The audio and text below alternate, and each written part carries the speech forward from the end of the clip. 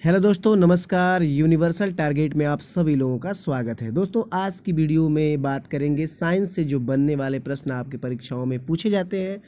हमने लगभग 40 question science के और 10 इसमें करंट के इंक्लूड किए हैं। दोस्तों, तो आइए बात कर लेते हैं वे कौन से क्वेश्चन हैं।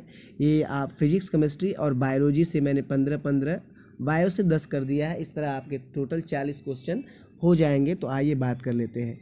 चलिए, न्यूटन के गति का नियम कब प्रतिपादित किया गया था? ठीक है, तो देखिए दोस्तों, इससे क्वेश्चन हालांकि परीक्षाओं में पूछा भी जाता है। तो 1687 आप लगाएंगे तो आपका आंसर सही हो जाएगा। आगे देख लेते हैं। चलती हुई मोटर कार के अचानक रुकने पर उसमें बैठे यात्री आगे की ओर झुक जाते हैं, यह व्याख्या करता है। तो देखिए, अगर नियम से देखा जाए तो हालांकि ये व्याख्या जो करता है जड़त्व के नियम में, लेकिन ये गलत हो जाएगा क्योंकि जड़त्व का नियम या गैलीलियो का नियम जो दिया गया है वो न्यूटन के प्रथम नियम को ही बोला जाता है। तो ऑप्शन आपका पहला सही हो जाएगा। आगे देख लेते हैं। उत्तोलक को उपयोग में लाने के लिए उस पर जो बल लगाया जाता है उसे क्या कहते हैं? तो देखिए, बल लगाया गया तो उसके लिए जो शब्द है बना है आयांश। ठीक है, आयास जो है उस पर ही बल लगाया जाता है। तो बी सही है। आगे देख लेते हैं। प्रथम श्रेणी का उत्तोलक इनमें से कौन सा है? तो प्रथम श्रेणी का पूछा जा रहा है दोस्तों। तो नींबू निचोड़ने की जो मशीन है, ठीक है, और मनुष्य का वर्कर, कूड़ा ढोने की मशीन, ये सब द्वितीय में आएंगे। बाकी पहले का जो सही हो जाएगा कील उखाड़ने की मशीन। ठीक है, सी सही हो जाएगा। आगे देख लेते हैं। ऊर्जा रूपांतरित करने वाले इनमें से कौन से उपकरण सही हैं? तो देखिए, डायनोमो जो करता है वो यांत्रिक ऊर्जा को विद्युत ऊर्जा में बदलता है। ठीक है, मोमबत्ती जो होती है वो रासायनिक ऊर्जा को प्रकाश ऊर्जा में, जबकि लाउड स्पीकर जो होता है विद्युत ध्वनि ऊर्जा को विद्युत ऊर्जा में। तो इस तरह ऑप्शन जो सही हो जाएगा तीसरा सही हो जाएगा। ठीक है, आगे देख लेते हैं। 20 हर्ट्ज से लेकर 20,000 के बीच कौन सी तरंग आती है? तो देखिए, जो हम सुनते हैं, जो हम साउंड सुनाई देता है, ये 20 हर्ट्ज से 20,000 के बीच ही होता है और इसको हम श्रव्य तरंग बोलते हैं। जबकि पराश्रव्य जो होती है 20,000 से अधिक होती है और श्रव्य तरंग जो होती है 20 से कम होती है। इसका अर्थात हमारा ऑप्शन सही हो जाएगा बी वाला। जो तरंगे ठोस द्रव गैस में संचारित होती हैं वह कौन सी तरंग होती है? तो देखिए, इसकी बात कर लेते हैं। तो वो तरंग होती है यांत्रिक तरंग। ठीक है, इसको इसमें ही ध्वनि का साउंड भी सुनाई देता है। तो यांत्रिक तरंग ही आपकी हो जाएंगी। ध्वनि का तेज या मंद सुनाई देना ध्वनि के किस लक्षण में आता है? तो देखिए, आप तेज और कम जो सुनाई देने का कार्य होता है ये प्रबलता। ठीक है, प्रबलता आपका सही हो जाएगा सी। जे निप्से ने फोटोग्राफी धातु की खोज कब की थी? तो इसका भी आंसर जो सही हो जाएगा वो हो जाएगा आपका पहला वाला। ठीक है, क्या सही हो जाएगा? वो सही हो जाएगा आपका 1826 में। आगे देखते हैं। सयांतर राशि का मूल मात्रक क्या होगा? थोड़ा सा क्वेश्चन को घुमाया गया है। ठीक है, थोड़ा सा घुमाया गया है तो आप लोग घबराए नहीं। इसका आंसर जो सही हो जाएगा न्यूटन सेकेंड प्रति वर्ग मीटर। इनमें से कौन सी सदिश राशि पूछा गया है? तो देखिए, अगर बात कर लेते हैं तो ये जितनी भी है ये अदिश राशि है। बच गया आपका विस्थापन, तो यही क्या है? सदिश राशि है। चैनल पे आप लोग पहली बार हैं तो चैनल को लाइक कर लीजिए, सब्सक्राइब कर लीजिए और बगल में बेल आइकन दिख रहा होगा उसको आप लोग दबा देंगे, जिससे जो भी चैनल का नोटिफिकेशन होगा आपके पास पहुंच जाएगा। आगे देख लेते हैं। इनमें से कौन रासायनिक परिवर्तन में सम्मिलित है? तो देखिए, रासायनिक परिवर्तन पूछा जा रहा है तो मैं आपको बता देता हूँ। यहाँ पर रासायनिक परिवर्तन जो होगा ये तीनों में मैंने जो कर दिया है। ठीक है, ये जो मोमबत्ती का जलना है ये ही रासायनिक परिवर्तन है। बाकी मोमबत्ती का पिघलना और बर्फ का पिघलना, दूध का गर्म होना, ठीक है, ये सीधे सीधे आपका क्या है? भौतिक परिवर्तन है। तो सी आपका सही हो जाएगा। कार्य करने की दर को क्या कहते हैं? तो भैया, जो आप कार्य करोगे तो आपके अंदर जो शक्ति हो जाएगी तभी तो कार्य करोगे। तो सी सही है। प्रत्येक ग्रह सूर्य के चारों ओर चक्कर लगाते हैं। तो बहुत इजी क्वेश्चन है ये, गुरुत्वाकर्षण से उठाया गया था क्वेश्चन। दीर्घ वृत्ताकार यानी ऑप्शन नंबर डी सही हो जाएगा। ठीक है, ऑप्शन आपका डी सही हो जाएगा। आगे का क्वेश्चन देख लेते हैं जो पूछा गया है कि 1888 में ब्रिटेन देश के जॉन डनलप ने किसकी खोज की थी?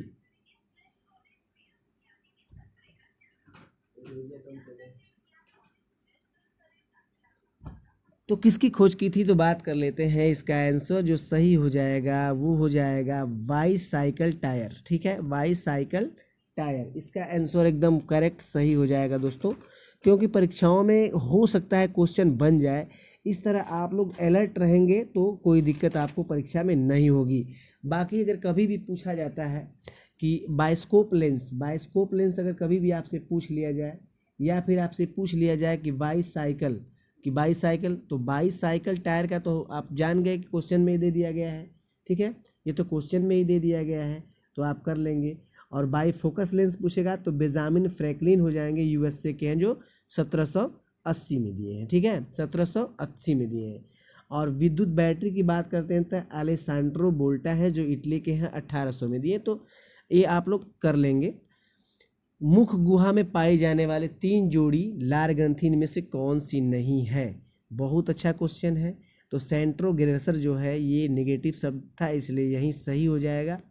बाकी आपके मुख गुहा में 3 जोड़ी लार ग्रंथियाँ होती हैं। ठीक है, आगे देख लेते हैं। लार में 4 प्रकार की खूबी होती है। जीवाणु नासी खूबी का संबंध किससे? बहुत अच्छी तरह से क्वेश्चन पूछा गया है।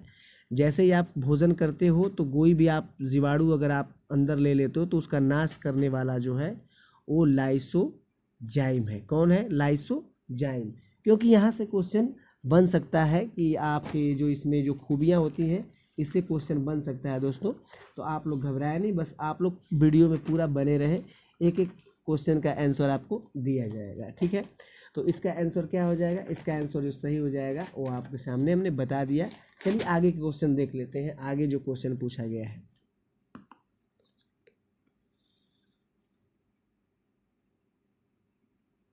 अमाशय में किस भाग में कांटे नुमा संरचना पाई जाती है? तो देखिए, हम अगर बात कर लेते हैं तो आपका कुछ इस तरह जो बना होता है आपका, ठीक है, इस तरह बना होता है। तो इसमें क्या होता है कि इसमें 3 भाग होते हैं। पहला भाग जो होता है वो क्या होता है? पहला भाग को ही बोलते हैं हम सीधे सीधे कार्डियक।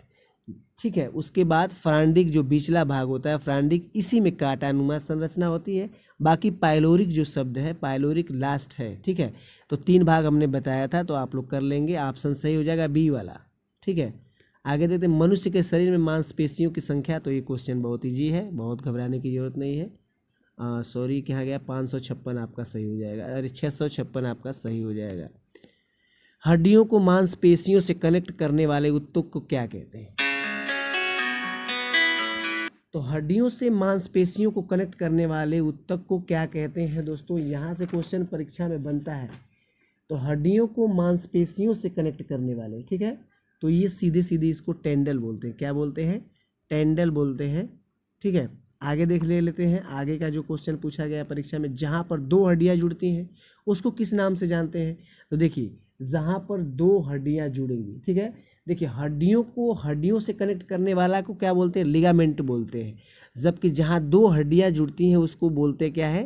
कार्टिलेज बोलते हैं। क्या बोलते हैं? कार्टिलेज बोलते हैं। तो डी सही हो जाएगा। अस्टर्म बोर्न हड्डी पाई जाती है, तो ये भाई सीधा सीधा बात है कि आपके छाती में पाई जाती है। टोटल 24 हड्डियाँ होती है, 25 होती है वैसे स्टर्म बोर्न को लेंगे तो। आगे देखते हैं। अंतरस्रावी ग्रंथियों से निकलने वाले हार्मोन्स पर नियंत्रण कौन रखता है? ठीक है, तो ये आपका ऑप्शन जो सही हो जाएगा इसका हाइपोथैलेमस आपका सही हो जाएगा। हाइपोथैलेमस आपका सही हो जाएगा। मस्तिष्क का वह भाग जो प्रेम और भय पर नियंत्रण रखता है, तो भाई सेरिब्रम आपका इसमें सही है। ठीक है, सेरिब्रम आपका सही हो जाएगा। आरबीसी का जीवन काल रक्त में कितने दिन का होता है? ठीक है, तो देखिए, इनसे परीक्षा में प्रश्न पूछा जाता है, तो इसलिए आप लोग घबराए नहीं। 120 दिन का, लगभग 120 दिन का होता है। ठीक है, मनुष्य द्वारा सांस छोड़ने के क्रम में ऑक्सीजन की मात्रा कितनी होती है? जब सांस छोड़ेंगे तो यहाँ पे ऑक्सीजन की मात्रा जो होती है वो 16% होती है। उत्सर्जन तंत्र में अमोनिया को यूरिया में परिवर्तित करता है, तो ये परिवर्तित करने वाला यकृत है। आप लोग ऑप्शन गलत लगाए थे, कुछ लोग बच्चे थे, मैं कोचिंग में भी टेस्ट करवाया था तो वहाँ पे बच्चे गलत लगाए थे। बाकी यूट्यूब पे जितने सदस्य जुड़े हैं आप लोग सही लगाए होंगे, उम्मीद करता हूँ। बहिस्रावी ग्रंथि का इनमें से मिलान सही है। बहिस्रावी ग्रंथि का इनमें से मिलान सही है। तो देखिए, मैं बात कर लेता हूँ। सही का ऑप्शन जो है ये आपका लेक्रामाइल, ये जो लेक्रामाइल है ग्रंथि, ठीक है, तो लेक्राइमल ग्रंथि, इसको, इसका संबंध आंसू से है। जबकि सेरुमिन का सेरुमिन की अगर बात कर लेते हैं, यहाँ पर एक बार से सर्कल कर्सर को लाते हैं, देखिए इसका संबंध इससे, इसका संबंध इससे, ये सही है और ये भी क्या है, सही है। बाकी पीयूष ग्रंथि बहिर्स्रावी ग्रंथि नहीं, अंतरस्रावी है। इस तरह ऑप्शन सही हो जाएगा, जो आपका ऑप्शन नंबर ए सही हो जाएगा, ठीक है। किडनी के किस भाग में शुद्ध रक्त को वापस भेजा जाता है? तो शुद्ध रक्त आप भेजने का काम करते हो, तो सीधे सीधे आपका ग्लोमेरुलस सही हो जाएगा। क्या हो जाएगा? ग्लोमेरुलस आपका सही हो जाएगा। WBC की कमी से कौन सा रोग होता है? ठीक है, WBC की कमी से कौन सा रोग होता है? तो यहाँ जो आपका ऑप्शन सही हो जाएगा, एड्स आपका सही हो जाएगा। आगे देखते हैं, हवा में भारी गैस कौन सी होती है? तो हवा में जो भारी गैस होती है वो कार्बन डाइऑक्साइड होती है। आगे देखते हैं, वायुमंडल में आर्गन गैस की प्रधानता कितनी होती है? तो वायुमंडल में आर्गन गैस की जो प्रधानता होती है 0.93% होती है। और आगे देखते हैं, इस सूत्र का संबंध किससे है?